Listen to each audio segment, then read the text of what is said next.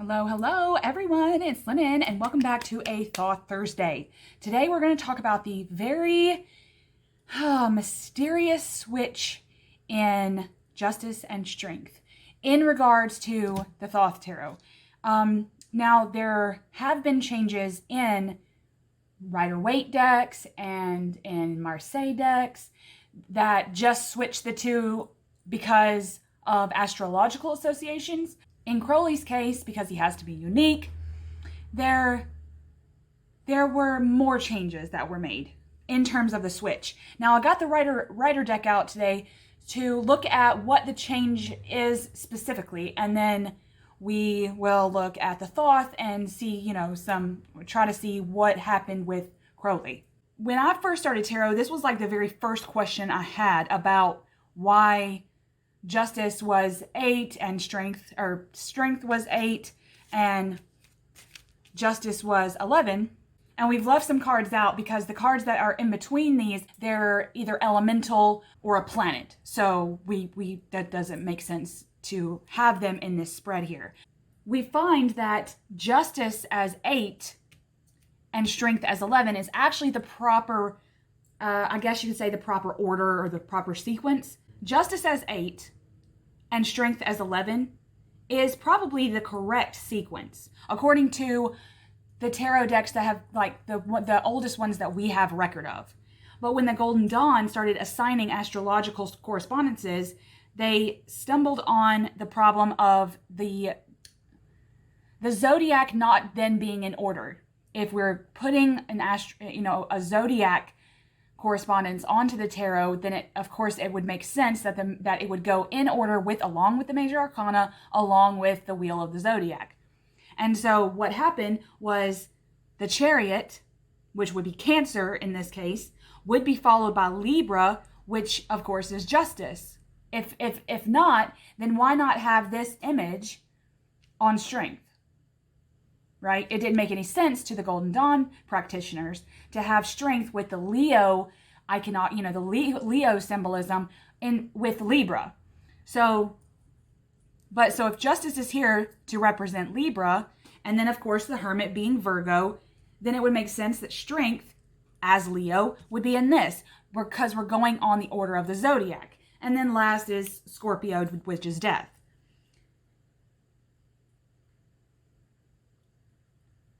Libra appears before Virgo instead of the other way around. And like I said before, if that is the case, and if tarot people, tarot creators, or even Arthur Edward Waite and Pamela Colman Smith, if they were wanting to put the Golden Dawn astrological associations on there, why wouldn't they switch? Well, what happened was this was the deck that switched the number correspondences. All they really did was put Strength here and Justice here to make it go into sequence, into order. Anyway, the point is it was zodiacally out of order. Libra does appear before Virgo instead of the other way around. When I think about that, I think, okay, well then Justice would go with Leo and Strength with Libra. The simple situation, all they would do is just switch the two. Leaving them in this order. We're going to get rid of these cards, and I hope that wasn't too confusing. Basically, Justice was 8 and Strength was 11. Okay, just to sum it up for you guys. Justice was 8, Strength was 11. But if in the Justice spot of the zodiac, that would have been Leo, and then Justice would have been Libra.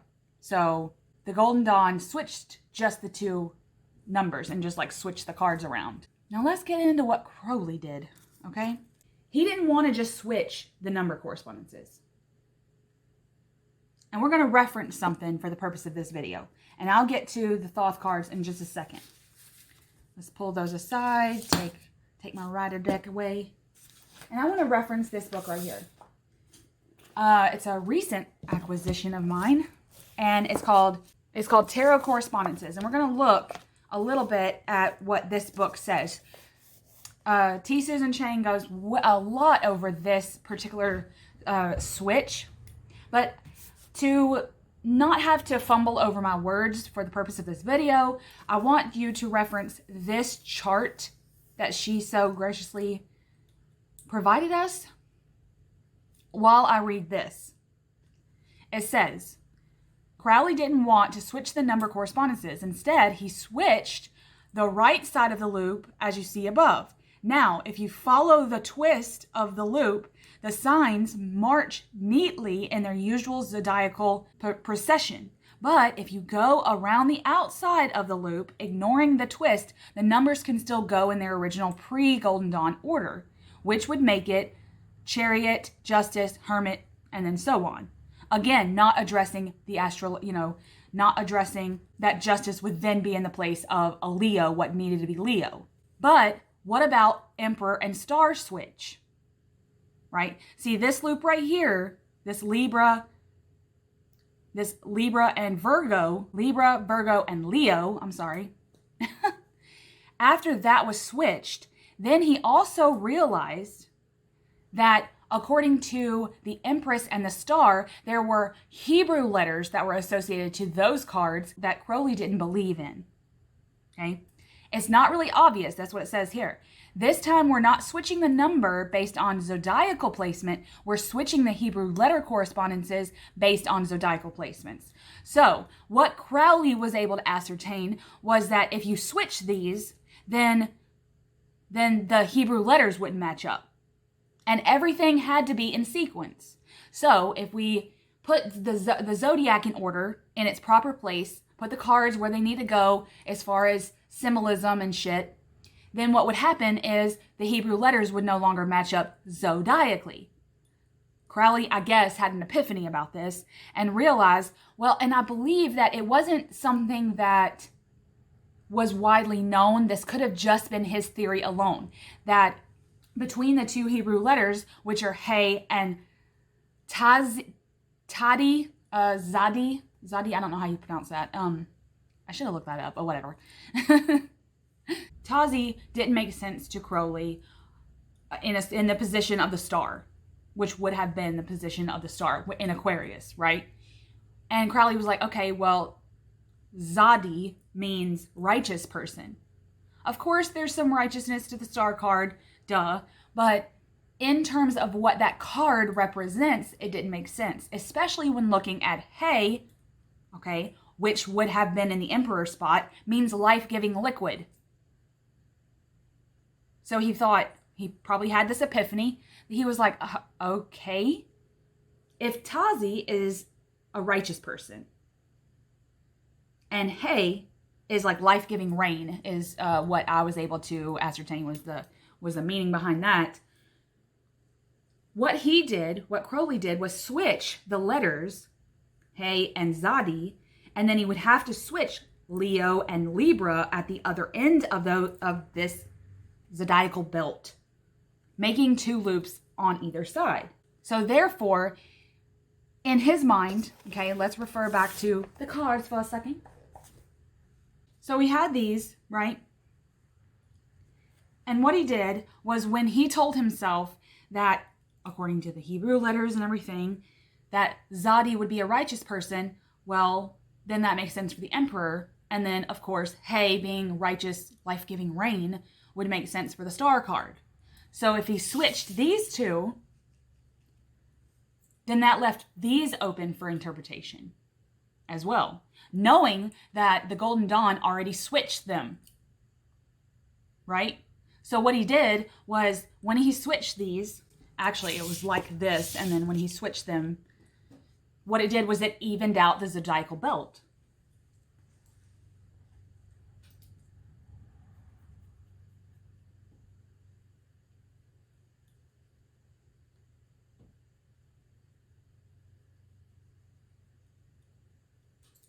Now, furthermore, in the Tarot Correspondences book, it says, esoterically, what is going on is the switch allows you to proceed going around the outside of said loop in Hebrew alphabetical order.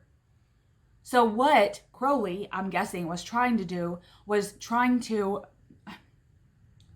make it to where there would be no question as to where the cards needed to be placed in terms of the zodiac and in terms of the Hebrew letters. He knew that if he were to keep these like this, then that wouldn't really play out to the roles of those cards and the roles of the archetypes. So when he switched these two, they formed a more balanced system for Crowley, I guess, in his own opinion. Now I'm going to continue reading from this book just to clarify just for a second. Visually, what you see on the left side of the diagram, actually, let me show you the diagram again.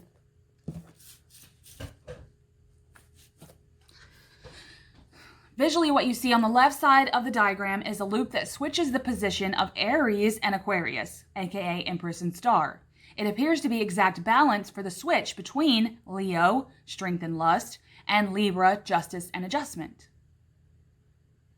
And, like I said before, esoterically speaking, he wanted to go in Hebrew alphabetical order, which also makes a loop going like this. So all these, they're actually like named out, the Hebrew letters in this case, and you follow it like this, and it keeps starting over like an Ouroboros. And so with that being said, he can go around the outside and it would be actually in order, continuing to loop like a lemniscate into infinity. She goes on to say, what's so wacky about this diagram is that the twist on the left preserves Hebrew letter order, but messes up the numerical order. And then the twist on the other side preserves numerical order, but messes up the Hebrew letter order, if we're wanting to go alphabetically. Meaning, you have to be enough of an occultist that you know the astrology, the Hebrew alphabet, and your numerical system well enough to simply perceive the problem, and neurotic enough to be bothered by it. Obviously, Crowley was. So, that is why there's this switch in the Thoth Tarot. Not that I believe that in terms of using tarot, okay, there are many people out there that read tarot for divination and for self, for others, whatever the case is, that there may not be a lot of people that use it esoterically in terms of occultism. But if you're wanting to learn and grow with occultism as you work with the tarot, I happen to be one of those people that likes to learn and grow with finding out new things. Not so much that I will become a ceremonial magician tomorrow, but I love learning about those things to add layers onto the tarot, which is why I come on here and try to teach you guys something. So, with that being said, you don't have to have this information of the Hebrew letters and the zodiacal placements and all that to understand the switch. You could just go with what you already know about said tarot, but we're going to sum it up with another reference to tarot correspondence. Using the Emperor star switch allows you to assign He to the star, life-giving liquids, and Zadi to the Emperor, which preserves zodiacal order. Using the strength justice switch allows you to assign 8 to justice and 11 to strength, while preserving zodiacal order. So, I find that fascinating because when you think about what Crowley did with his deck, and you think you would never have known, okay, really, because he keeps Emperor and the Star in their, what we would consider the normal or original position in the major arcana, we really wouldn't think that there had been a switch anywhere, right? But we do see it with this, and that's mostly the main question that we ask ourselves is, in any deck, why would they be switched? Now, in early Marseille decks, when they weren't switched, it would have been before the Golden Dawn put astrological associations. I don't necessarily believe that there were astrological associations put forth on Tarot Chi beforehand. And then the Golden Dawn, being the mysterious occultists that they were, probably started wanting to, especially after, Eliphas Levi got into it, these occultists started coming out and really wanting to put their mystery inside this small deck of cards. And it was ingenious, when you have these societies and magical orders that want to be mysterious and want to have some secret knowledge hidden in things, I just think that that's fascinating because it allows us to unlock the mysteries, if you will. And I think that that's what makes a powerful practice, especially with tarot, and especially if you're wanting to dive into occultism. I hope that I made a little bit of sense there. And if I don't, feel free to ask me a question and I will answer it to the best of my ability in the comments below. Come back for another Thoth Thursday in a couple of Thursdays, and I hope to see everyone again on the channel. Much love.